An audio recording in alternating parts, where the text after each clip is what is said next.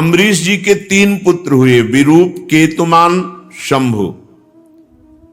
विरूप से प्रसदस्व और उसका पुत्र रथितर हुआ। रथितर संतानहीन थे। वंश परंपरा की रक्षा के लिए अंगिरा ऋषि से प्रार्थना की तो उन्होंने उनकी पत्नी से ब्रह्म तेज संपन्न कई पुत्र उत्पन्न किए। ये शास्त्रीय पद्धति पूर्व में थी कि जो परम पवित्र पातिव्रत धर्म धारण करने वाली स्त्रियां हैं, यदि पति से संतान नहीं हुई तो फिर ब्रह्म ऋषि से संतान उत्पन्न करने के विधान थे।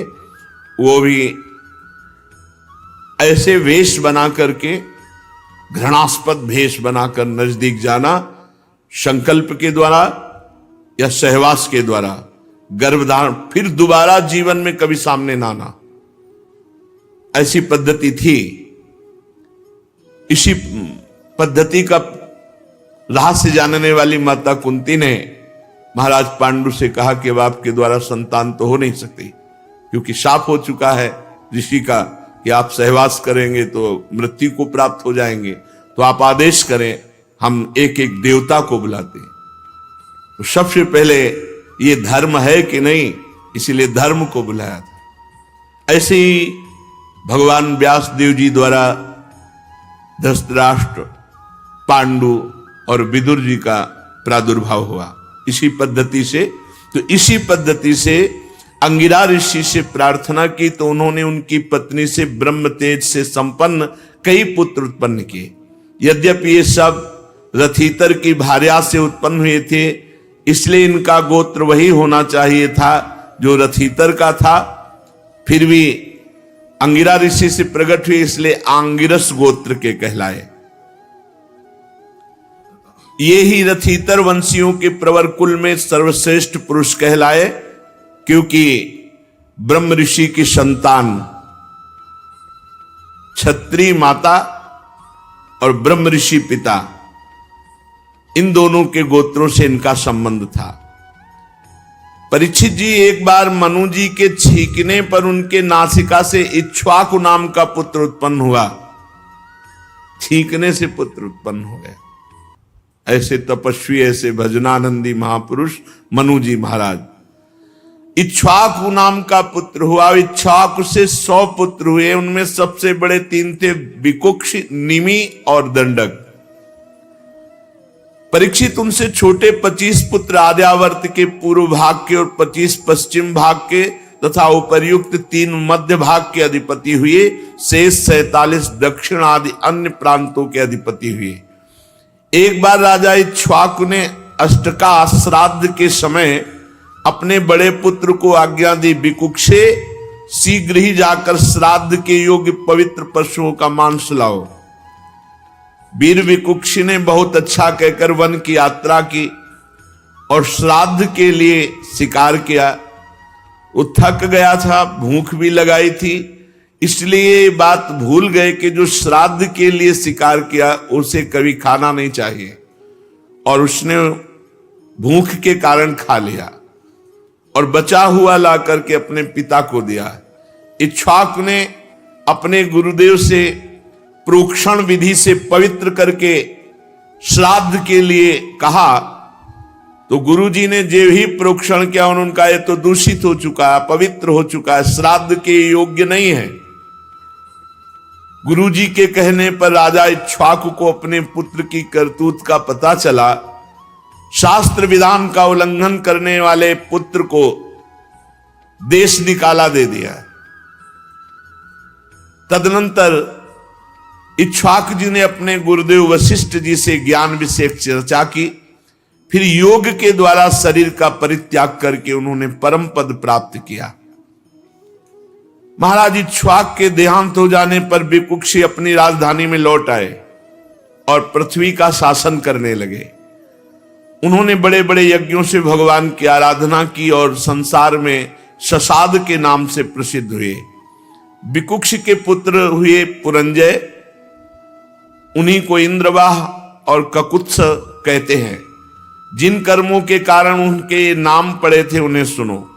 सतयुग के अंत में देवताओं का दानवों के साथ घोर संग्राम हुआ था, उसमें सब के सब देवता दैत्यों से हार गए। तब उन्होंने वीर पुरंजय को सहायता के लिए अपना मित्र बनाया। पुरंजय ने कहा, यदि देवराज इंद्र मेरे वाहन बनेंगे तो मैं देवताओं की तरफ से युद्ध करके विजय दिला सकता हूं।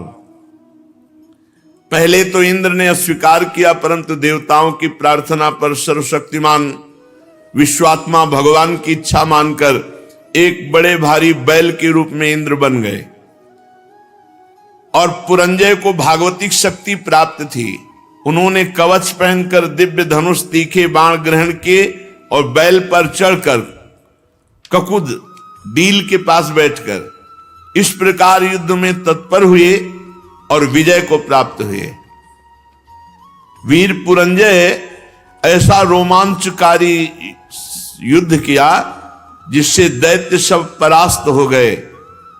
बाणों की मानो प्रलयंकारी वर्षा की, क्योंकि उनको भागवतिक शक्ति प्राप्त थी। रणभूमि छोड़कर सब भाग पड़े। पुरंजय ने नगर धन ऐश्वर्य सब कुछ जीत कर इंद्र को दे दिया। इसी से उन राजर्षि को पुर जीतने के कारण पुरंजय, इंद्र को वाहन बनाने के कारण इंद्रवाह, बैल के कुकुट पर बैठने के कारण ककुत्सद कहा जाता है। पुरंजय का पुत्र हुआ अनेना, उसका पुत्र पृथु, पृथु के विश्वरंदी, उनके चंद्र और चंद्र के महाराज युवनाश्व हुए। युवनाश्व के पुत्र हुए सावस्त, जिन्होंने सावस्तीपुरी बसाई। सावस्त के बृहदस्व और उनके कोलाश्व, ये बड़े बलवान थे। इन्होंने उतंक ऋषि को प्रसन्न करने के लिए 21,000 पुत्रों को साथ लेकर धुंध नामक दैत्य का वध किया। इसी से उनका नाम हुआ धुंधमार।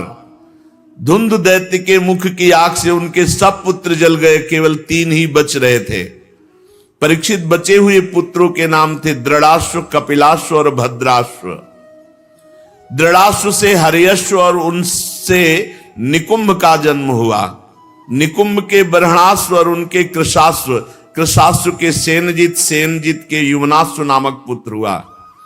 महाराज युवनाश्व संतानहीन हुए, इसलिए बहुत दुखी होकर अपनी 100 स्त्रियों के साथ वन में चले गए।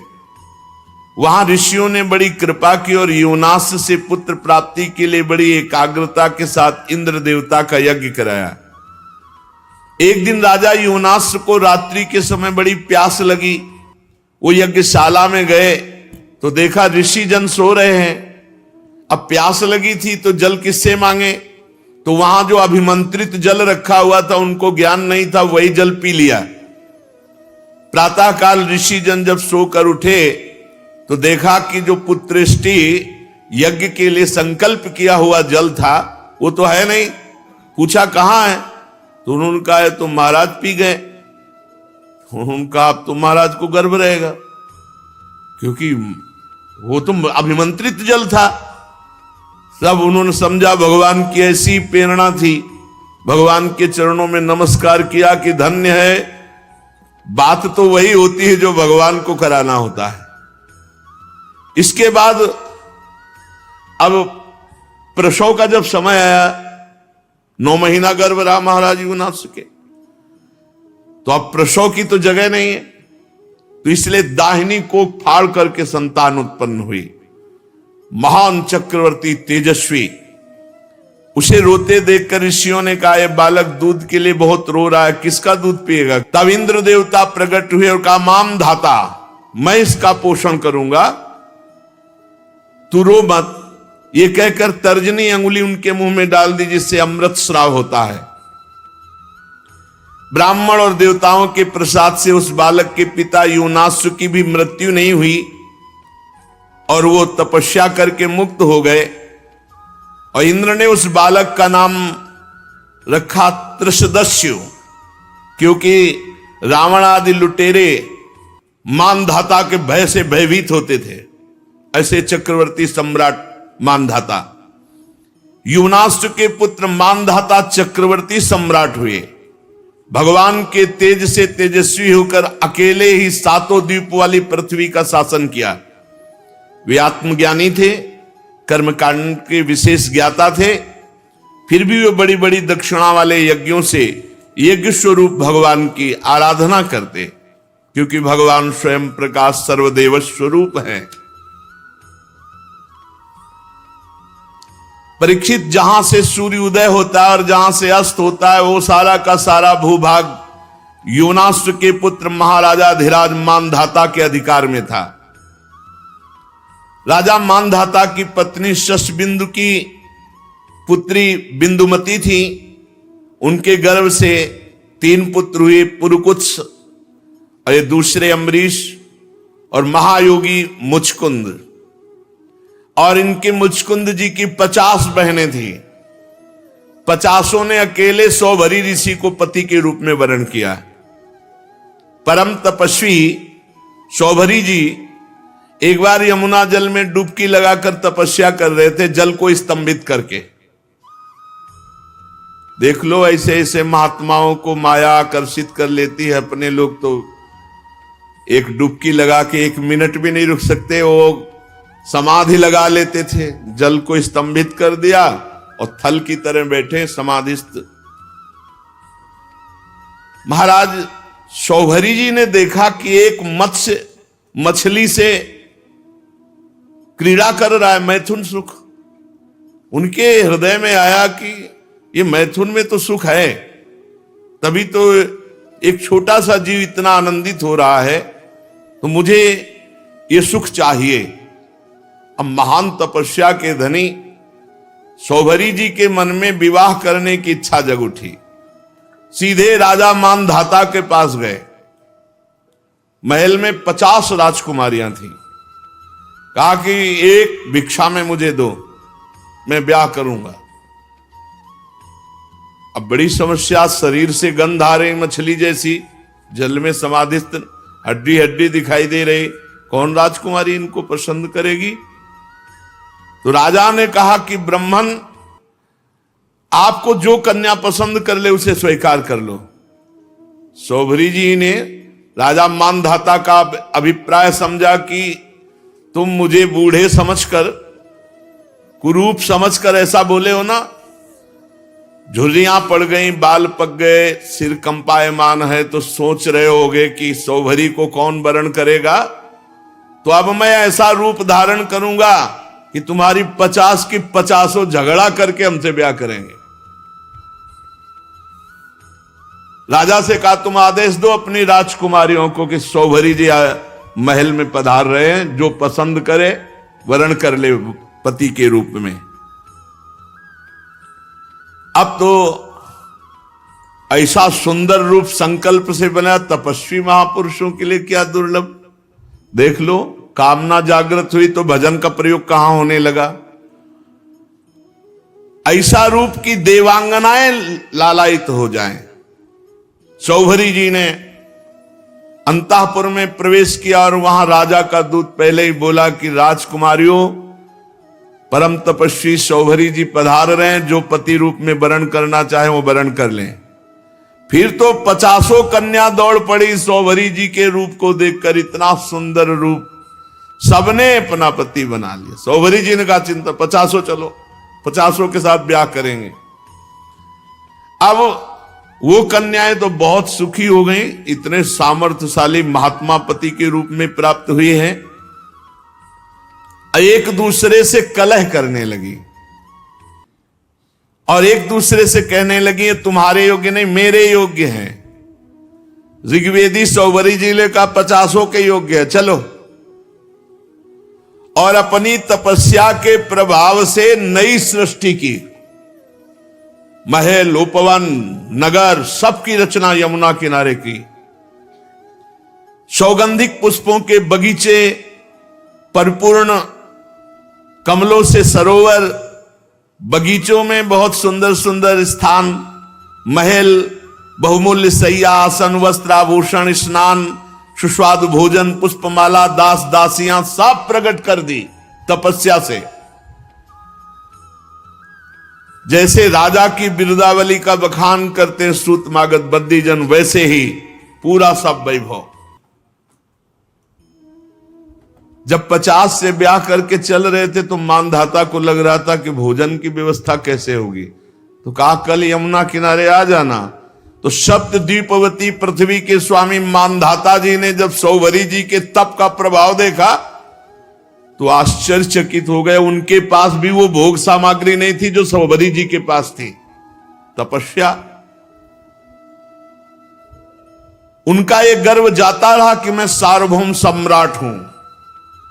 सौभरी जी गृहस्थी के सुख में रम गए, अपने निरोग इंद्रियों से विषयों का सेवन किया, पर विषय सेवन से कभी काम तृप्ति थोड़ी होती। जैसे घी की बूंदों से आग तो और लपट बढ़ती है, ऐसे ही उनका असंतोष बढ़ा भोगों का। 50 राजकुमारियां, वैभव, सब सुख।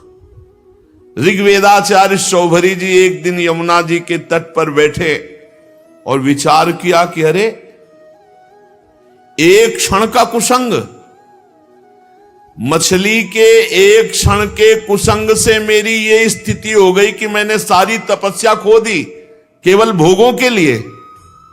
अरे मैं तो बड़ा तपस्वी संयमी था, ये मुझसे चूक कैसे हो गई? ये मेरा अधा पतन तो देखो। मैं दीर्घ काल से अपने ब्रह्म तेज को अक्षुण्ण रख रहा था, परंतु जल के भीतर विहार करती हुई एक मछली के संसर्ग से मेरा ब्रह्म तेज नष्ट हो गया।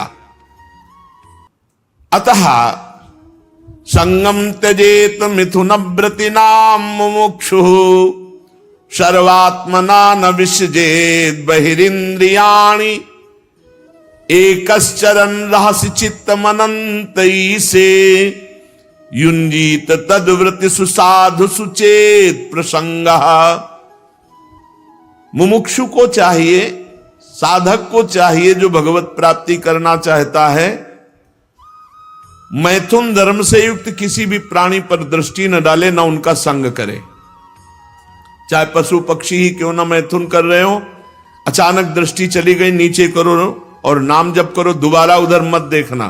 दोबारा देखा तो घटना घटेगी जीवन में, उसका संकल्प बनेगा, क्रिया में उतर जाओगे। संगम त्यजेत मिथुन व्रतिनाम मुमुक्षु, जो मुक्त होना चाहता है ऐसे व्रत वाला साधक कभी किसी जीव को मैथुन करते हुए ना देखे। अगर एक बार दृष्टि चली जाए तो तुरंत वहां से हटा के नाम जप में लगावे। सर्वात्मना न विसृजेत बहिरिंद्रियाणि, सदैव अपनी इंद्रियों को अंतर्मुख रखे, बहिर्मुख न छोड़ दे। स्वतंत्र रूप से इंद्रियों को बहिर्मुख ना होने दे। एकश्चरन्, अकेला रहे। चित्त मनंतई से, अपने चित्त को सर्वशक्तिमान भगवान में ही केवल जोड़े। चित्त का चिंतन विषय ना होना चाहिए, परमात्मा होना चाहिए। एकश्चरन् रहस्य चित्त मनंतई से युंजीत तद्व्रति सुसाधु सुचेत प्रसंगा। अगर संग करना पड़े तो भगवत प्रेमी महात्माओं का संग करे, अन्यथा असंग रहे, निरंतर भगवत चिंतन परायण रहे, इंद्रियों को अंतर्मुख रखे, कभी किसी को मैथुन से सहवास से युक्त देखकर आकर्षित ना हो जाए। नहीं, सौभरी जी कह रहे हैं कि हमारी दुर्दशा देख लो।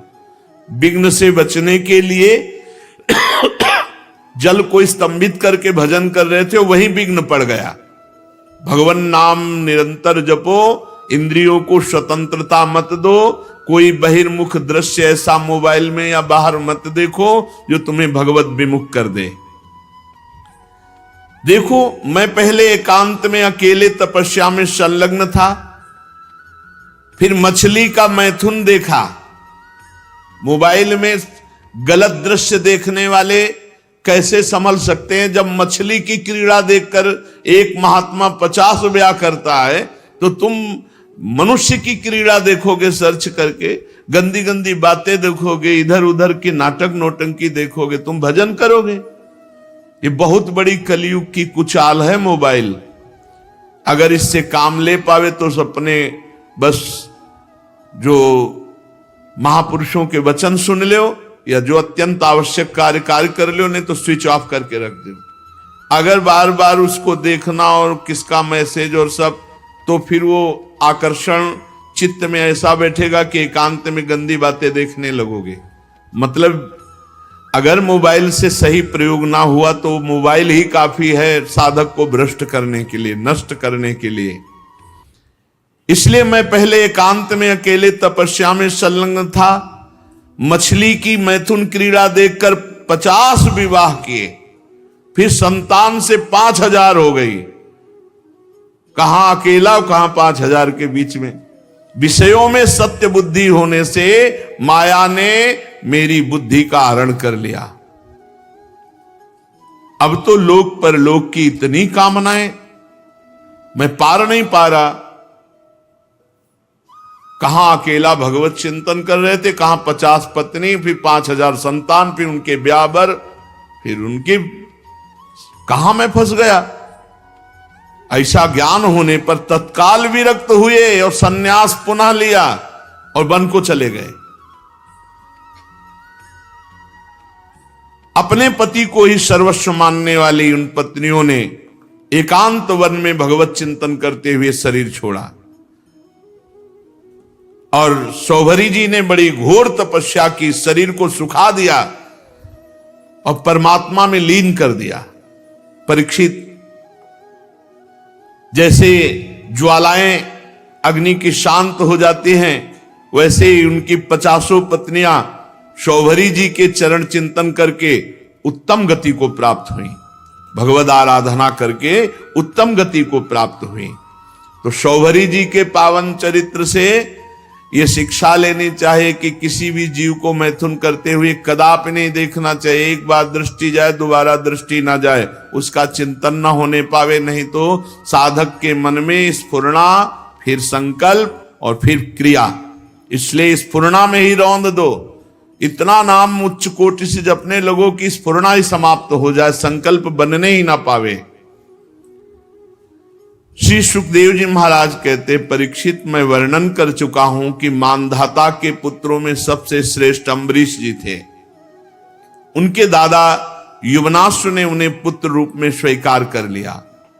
उनका पुत्र युवनाश्व का हारित मानधाता के वंश में 3 अवान्तर गोत्रों के प्रवर्तक हुए। नागों ने अपनी बहन नर्मदा का विवाह पुरुकुत्स से कर दिया। नागराज वासुकी की आज्ञा से नर्मदा अपने पति को रसातल में ले गई और वहां भगवान की शक्ति से संपन्न होकर पुरुकुत्स ने वध करने योग्य गंधर्वों को मार डाला। इस पर नागराज ने प्रसन्न होकर पुरुकुत्स को वर दिया कि जो इस प्रसंग का स्मरण करेगा उसे सर्पों से कोई भय नहीं रह जाएगा। राजा पुरुकुत्स का पुत्र त्रिशदस्य था, उसके पुत्र हुए अनरण्य, अनरण्य के हरियश्व, उसके अरुण और अरुण के त्रिबंधन, त्रिबंधन के पुत्र सत्यव्रत हुए। यही सत्यव्रत त्रिशंकु के नाम से विख्यात हुए। यद्यपि त्रिशंकु अपने पिता और गुरु के शाप से चांडाल हो गए थे, परंतु विश्वामित्र जी के प्रभाव से सशरीर स्वर्ग चले गए। जब देवताओं ने देखा अनाधिकारी तप के बल से स्वर्ग भेजा गया तो वहां से ढकेल दिया और वे नीचे को सिर किए हुए गिर पड़े। परंतु विश्वामित्र जी के तपोबल से वो आकाश में ही स्थित है। न स्वर्ग मिला, न ये लोग बीच में टंगे हुए हैं। त्रिशंकु जी वे अब भी आकाश में लटके हुए हैं। त्रिशंकु के पुत्र थे हरिश्चंद्र जी। उनके लिए विश्वामित्र और वशिष्ठ एक दूसरे को शाप देकर पक्षी हो गए और बहुत वर्षों तक लड़ते रहे। हरिश्चंद्र के कोई संतान न थी, इससे वो बहुत उदास रहा करते थे। नारद जी के उपदेश से वे वरुण देवता की शरण में गए, उनसे प्रार्थना की कि प्रभु मुझे पुत्र प्राप्त हो। महाराज, मेरे वीर पुत्र होगा तो मैं उसी से आपका यजन करूंगा। वरुण देवता ने कहा ठीक है। तब वरुण की कृपा से हरिश्चंद्र के रोहित नाम का पुत्र हुआ। पुत्र होते ही वरुण ने आकर कहा, हरिश्चंद्र तुम्हें पुत्र प्राप्त हो गया, अब इसके द्वारा मेरा यज्ञ करो। हरिश्चंद्र ने कहा, जब आपका ये रोहित 10 दिन से अधिक का हो जाएगा तब यज्ञ योग्य होगा। 10 दिन बीतने पर वरुण जी ने आकर के आप मेरा यज्ञ करो। हरिश्चंद्र ने कहा, जब आपका ये रोहित मुंह में दांत निकल आएंगे तब यज्ञ के योग्य होगा। दांत उगाने पर वरुण देवता ने कहा तो दांत निकल आए, मेरा यज्ञ करो। हरिश्चंद्र ने कहा जब इसके दूध के दांत गिर जाएंगे तब ये यज्ञ के योग होगा। जब दूध के दांत गिर गए तो वरुण देवता ने कहा अब तो मेरा यज्ञ करो। हरिश्चंद्र ने कहा जब दोबारा दांत आ जाएंगे तब ये यज्ञ के योग्य होगा।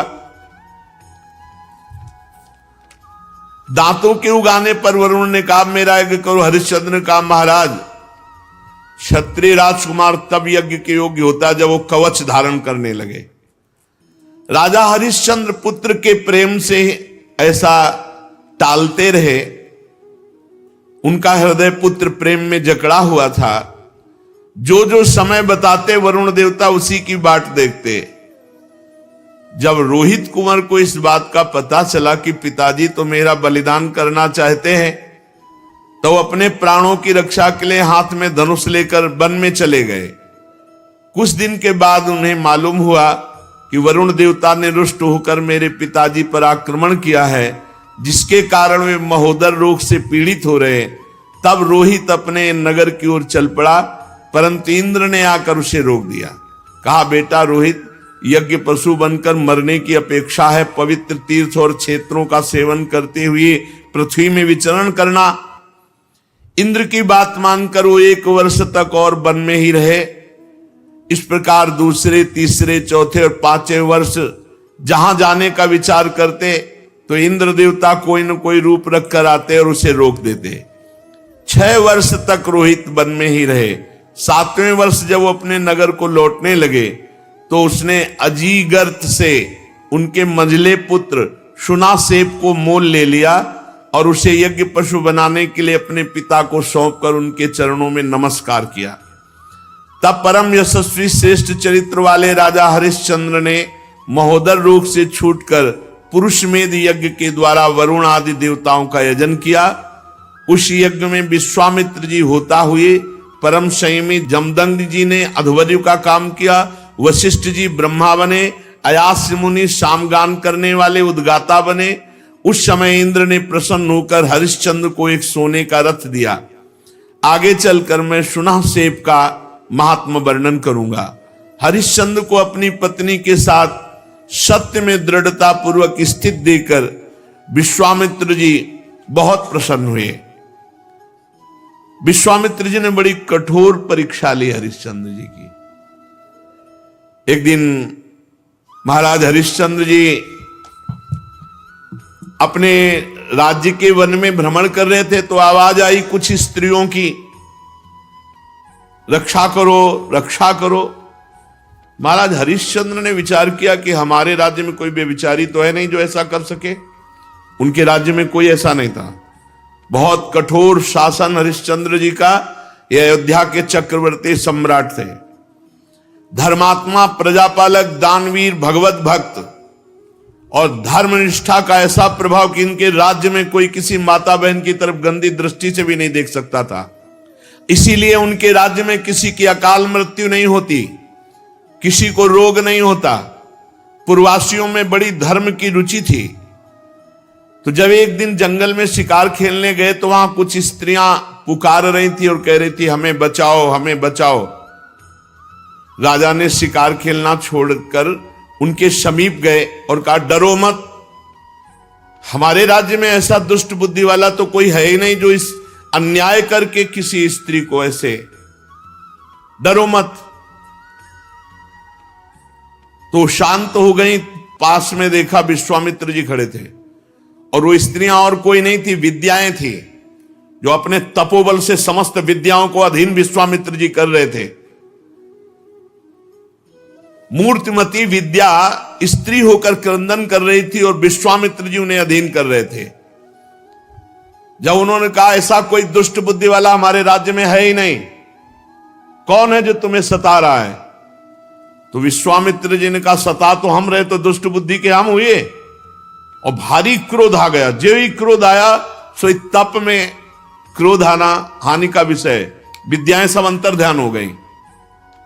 विश्वामित्र जी ने कहा इतना तप करने के बाद मैंने अपने क्रोध को संभाला था और विद्याओं को अधीन किया, तुमने मुक्त करा दिया, तुम बड़े दयालु हो। गुस्सा में कहा हरिश्चंद्र जी ने हाथ जोड़कर विनय पूर्वक कहा, मुनि, मैं राज्य धर्म का पालन कर रहा हूं। राजा का कर्तव्य है, यदि कोई अनाथ, कोई शरणागत किसी भी तरह सताया जाता है तो उसकी रक्षा करना कर्तव्य है। अच्छा, तो फिर मेरी भी रक्षा करो, मेरी इच्छा अनुसार दान करो। राजा ने कहा, आदेश कीजिए। तो उनका, इस समय तुम्हारे पास क्या है? घोड़ा, खजाने की चाबी, दो। दान ले लिया और कहा, दक्षिणा में हमें प्रचुर स्वर्ण चाहिए। कहा, दिया। ठीक, चलो दक्षिणा दो। तो उनका खजाने तो पहुंचे, बोले मिथ्यावादी, जब खजाने की चाबी दे दी तो खजाना तेरा कैसे? हाँ, ये बात तो है। और घोड़ा दे दिया तो जहां तक घोड़े की टाप गई, सारा राज्य मेरा। बहुत दानी बनता है, बहुत उदार बनता है, विद्याओं की रक्षा करेगा तू, अब दे। तो उनका, महाराज चिंता मत करो, हमारे राज्य में तो हमको कोई खरीदेगा नहीं, और वो राज्य अब आपका हो चुका है। इसलिए राजा ने विचार किया कि सभी शास्त्र पुराण कहते हैं काशीपुरी भगवान शंकर के त्रिशूल पर बसी है और उसके अधिपति देवाधिदेव महादेव हैं। अतः वो परम दिव्यपुरी में चल करके अपने आप को बेचना चाहिए और जो बेचने से स्वर्ण मिले वो दक्षिणा में देना चाहिए। जो अभी चक्रवर्ती सम्राट थे, विश्वामित्र जी ने नंगे पैर निकाला राज्य से, और जाओ बिको और दक्षिणा दो। अब परम सुकुमारी रानी सेव्या, पुत्र रोहित काशी को चल पड़े। मार्ग में मुनि ने एक माया रची कि राजा रानी और रोहित तीनों को अत्यंत प्यास लगी। बहुत सुंदर जल की, मीठे जल की सृष्टि की, और आप बैठ गए ब्राह्मण के वेश में और कहा, आओ पानी पी लो। बहुत आग्रह किया। राजा ने कहा, मैंने मुनि को दान दिया है, दान की पूर्णता दक्षिणा से होती, जब तक दक्षिणा नहीं दे लूंगा पानी नहीं पीऊंगा। ऐसा कह के राजा आगे बढ़ गए। ब्राह्मण ने रानी और रोहित कुंवर से भी कहा कि जल पी लो। उन्होंने कहा, नहीं, हम धर्मात्मा राजा की संतान हैं, हम उनकी पत्नी हैं, जब तक राजा अपनी दक्षिणा नहीं दे देते तब तक हम पानी नहीं पिएंगे। ब्राह्मण ने कहा, झूठ, राजा तो जल पी गए, तुम लोग क्यों जल नहीं पियोगे? तो उन्होंने कहा कि वो परम स्वतंत्र हैं, वो पी सकते हैं, लेकिन जब तक वो मुझे आदेश नहीं करेंगे मैं नहीं पीऊंगा। और झूठ बोला था कि वो पी गए। विश्वामित्र जी ने परीक्षा ली थी, बड़े प्रसन्न हुए और कहा, जाओ जिस कार्य के लिए जा रहे हो। 1 महीने की अवधि मांगी थी, 1 दिन शेष रह गया। अब यहां अयोध्या से काशी पैदल चल के जाना। विश्वामित्र जी ने कहा कि अगर तुमने हमारी दक्षिणा नहीं दी और समय पूरा हो गया तो मैं तुम्हें शाप दे दूंगा। आज का अंतिम दिन है। हरिश्चंद्र ने मुनि को प्रणाम किया और कहा, अभी आधा दिन शेष है, अभी आप कुछ मत बोलिएगा, प्रयास करते हैं कोई मुझे खरीद ले। आपने इतने दिन प्रतीक्षा की और कर लीजिए, आधा दिन की ही तो बात है। मुनि अंतर्धान हो गए। राजा ने अपने बेचने का निश्चय करके पुकारा। साध्वी रानी ने कहा, महाराज अगर आप बिक जाएंगे तो मैं और पुत्र। तो उन्होंने कहा, देखो धर्म के लिए सब कुछ बलिदान है, अगर पूरी दक्षिणा नहीं पड़ी तो आपको भी बेच दूंगा, पुत्र को भी बेच दूंगा, अपने आप को बेच दूंगा। पति की ऐसी अवस्था देख करके रानी बहुत अंदर से विकल हुई। उधर विश्वामित्र जी की कड़ी चेतावना, तो चित्त में दुख है और गदगद कंठ से पुकार, कोई मुझे खरीद ले। तो एक वृद्ध ब्राह्मणी के वेश में 500 स्वर्ण मुद्राएं देकर के रानी को खरीदा। रानी ने उस ब्राह्मणी से प्रार्थना की कि यथाशक्ति मैं घर की पूरी सेवा करूंगी, कभी इंकार नहीं करूंगी। मेरी 3 बातें आपको माननी होंगी। मैं कभी किसी पुरुष से संभाषण नहीं करूंगी, एकांत में नहीं मिलूंगी, किसी का जूठा नहीं खाऊंगी, और सेवा के अतिरिक्त मैं एकांतवास करूंगी, मेरे समीप कोई नहीं आना चाहिए। स्वीकार कर लिया। अब राजा के सामने ही रानी बिक गई। अब पुत्र को अंचल पकड़कर मां के संग जाते देख करके पहले तो बहुत हटाया, जब नहीं हटा तब कुछ स्वर्ण मुद्राएं देकर पुत्र को भी साथ में खरीद लिया। राजा अत्यंत दुख से व्यथित कि कहां राजकुमार और महारानी कैसे रहती थी, आज बिक करके सेवा में। विश्वामित्र जी याद हमके राजा ने प्राप्त धन कि हमने पुत्र और पत्नी बेच दिया, ये लीजिए। तो उनका शेष पूरा कौन करेगा? कहा महाराज अभी मैं हूं ना, मैं अपने को आवाज लगाता हूं, कोई ना कोई मिल ही जाएगा। तो उसी समय चांडाल खरीदने के लिए उपस्थित हुआ। विश्वामित्र जी की पूरी दक्षिणा दी। जब राजा को पता चला खरीदने वाला मेरे को चांडाल है, तो उन्होंने कहा विश्वामित्र जी आपकी शाप की अग्नि से जलकर मरना ठीक है, लेकिन इस चांडाल की अधीनता मैं स्वीकार नहीं कर सकता।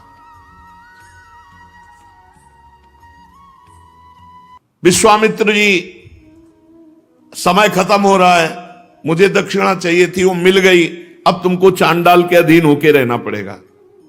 अब तो उसकी इच्छानुसार बनकर के दास सेवा करनी होगी। विश्वामित्र जी ने कहा 1 अरब स्वर्ण मुद्रा दी है, हरिश्चंद्र तुम्हारे को खरीद लिया इस चांडाल ने। बड़ी विडंबना, चक्रवर्ती सम्राट चांडाल के अधीन। उन्होंने कहा स्मशान में पहरा दो। रात्रि में स्मशान के पहरा में काम में लगा दिया। अब और दिन रात लाठी लिए हुए मरघट में सौदा करने वालों से कर वसूल करते। जहां सैकड़ों दासियां सेवा में रहती थी, वहां महारानी दासी बनकर के ब्राह्मणी के यहां सेवा में झाड़ू लगाना, घर लीपना, जल भरना, ये सब। और राजकुमार रोहित को भी सेवा दी गई थी, पुष्प चयन करके लाओ। विश्वामित्र जी को इतने पे भी संतोष नहीं हुआ। चांडाल की आज्ञा से नादों में जल भरते थे और विश्वामित्र जी उन नादों को फोड़ देते। जब जल बह जाता तो चांडाल आकर बहुत तिरस्कार करता हरिश्चंद्र का, हाथ जोड़े सर झुकाए खड़े रहते हरिश्चंद्र। एक दिन पुष्प चयन करने के लिए संध्या के समय राजकुमार रोहित गया तो वहां सर्प ने डस लिया। तत्काल प्राणांत हो गया बालक का। अब महारानी जिस पुत्र का मुख देखकर जीवित थी, वो पुत्र विधाता ने छीन लिया। दुख पे अपार दुख। रात्रि का घोर अंधकार, आकाश में मेघ आच्छन्न है। अकेली पुत्र के शव को लोग लेकर रोती हुई जा रही, वहां कोई साथ नहीं, कोई ब्राह्मणी साथ नहीं है।